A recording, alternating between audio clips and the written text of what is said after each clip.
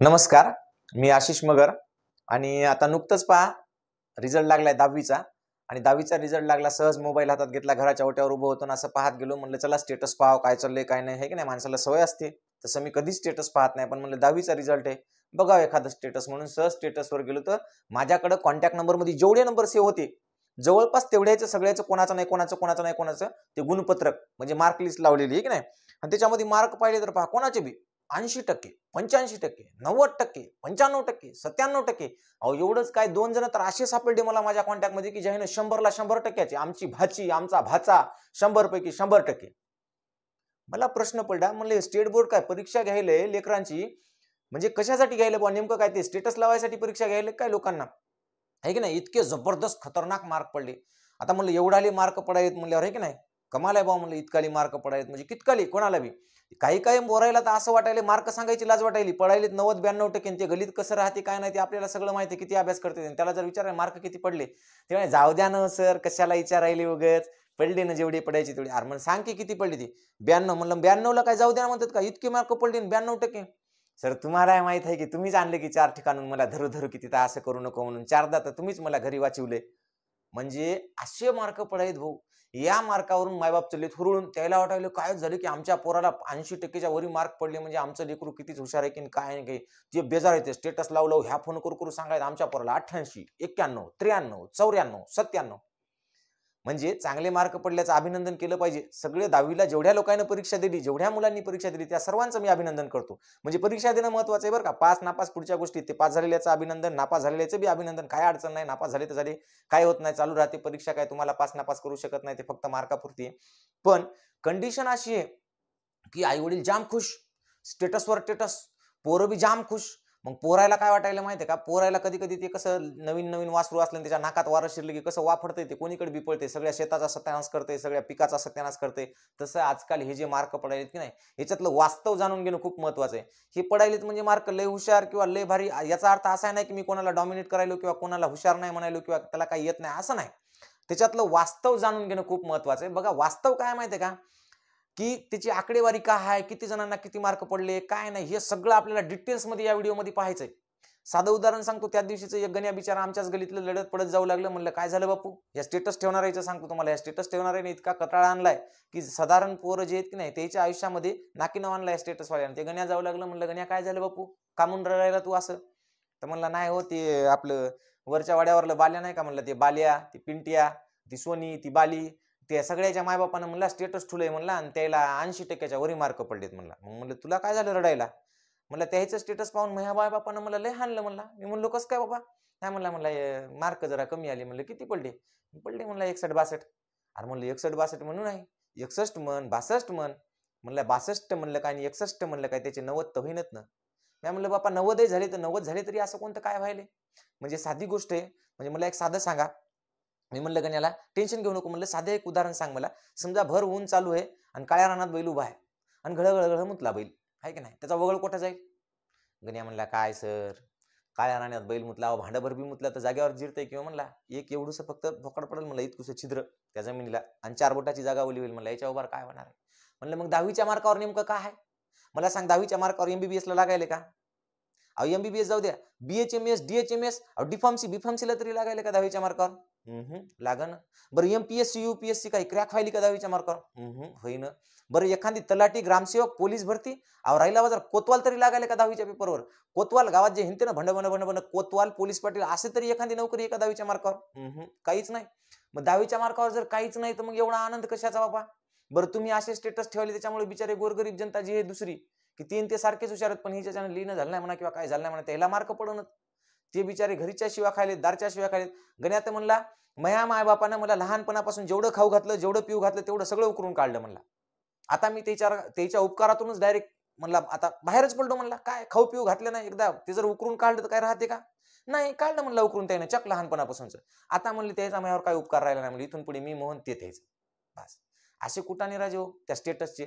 बरं त्याच्यातही सांगतो, तुम्ही जेव्हा आकडेवारी पाहाल ना, आमच्या गावात मागच्या 2-4 वर्षामध्ये एक नाही, काही लोक होते ज्याला 90, 92, 93% मार्क पडले 2018, 19, 20, 21, 22 ला, असे 3-4 वर्षात. त्याला वाटलं आपले लेकरं लयच हुशार, त्यानं पार वावर शेत इकले, काही लोकांना टक्केवारीनं पैसे काढले, त्याला नांदेडला ठेव, परभणीला ठेव, औरंगाबादला ठेव, पुण्याला ठेव, नाही तिथं ठेवलं लातूरला ना अहमदपूरला.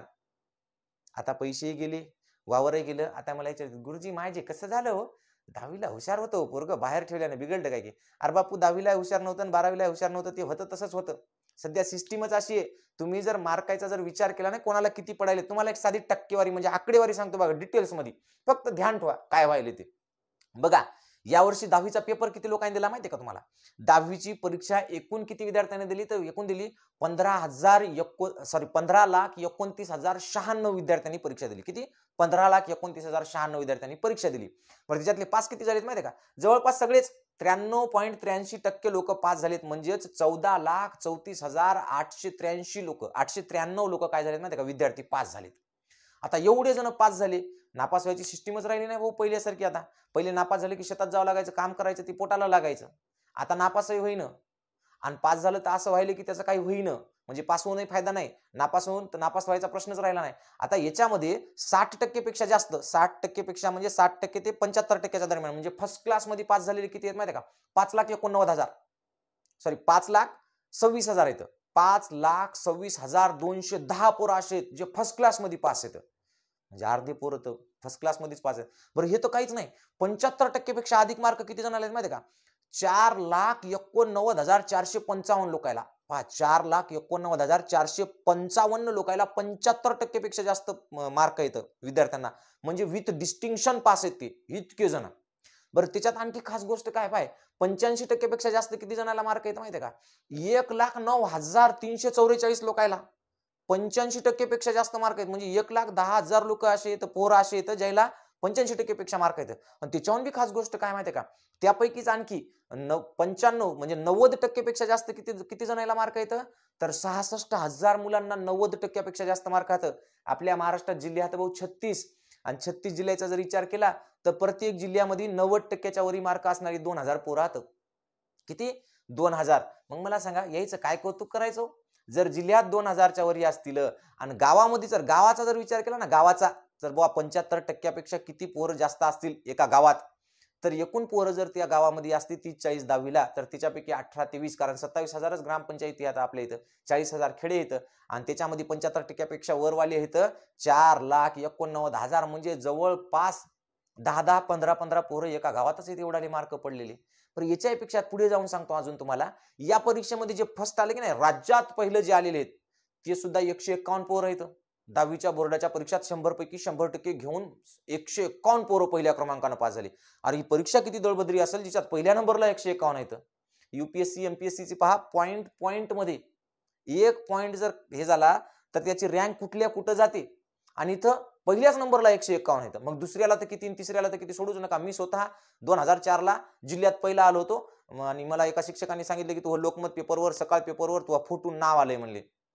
बाबाला म्हणलो बाबा हात का तेव्हा रुपयाला 2 रुपयाला काय तर रुपयाला पेपर होता, म्हणलं 2-4 रुपये द्या जरा पेपर घेऊन येतो, मग फोटो बिटो आलेत.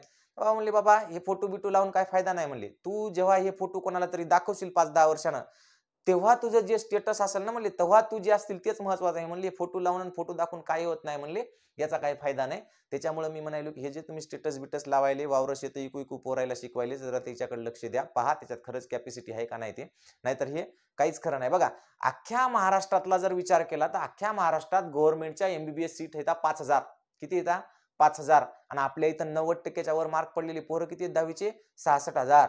म्हणजे त्याच्यातले 5% पोरं सुद्धा एमबीबीएस ला लागणार नाहीत. उगीच्या उगी खर्चात पडू नका, जास्त डोकं लावू नका, कौतुक करा इतकं बी नका, इतकं बी खतरनाक कौतुक करू नका की त्यानं तुम्हाला शिंगावर घेऊन कोल्लं पाहिजे, काय फायदा नाही याचा. म्हणून काय करा माहिती का, या मार्काची रियालिटी समजून घ्या. तुमच्यासारखे 90, 95, 92 पडलेले प्रत्येक जिल्ह्यामध्ये 2-2 हजार पोरं राहत. लय काही तीर मारले नाही. परीक्षात तशी दलिंदर निघाली की त्याच्यामध्ये कोणी बी शेमडी मेमडी बी 90% मार्क घ्यायला येतं. त्याच्यामुळे लय खुश होऊ नका. जे खरंच हुशार आहेत, ज्याची तुम्हाला माहिती आहे, ज्याची कॅपॅसिटी आहे, अशाच मुलांना. आणि तसंही पाहत पाहिलं तर अजून 10-15 वर्षानंतर हे जे नोकरी आहेत की नाही, शिक्षक असेल, डॉक्टर असेल, इंजिनियर असेल, हे काही राहणार नाही. याच्यानंतरचा माझा जे व्हिडिओ आहे की नाही ते एआयच्या बद्दलच आहे. म्हणजे आपल्या सगळ्या नोकऱ्या 10 ते 15 वर्षात आपण एरी भिकायला लागणार आणि तेरी भिकायला लागणार, आपल्याकडे एकही नोकरी असणार नाही.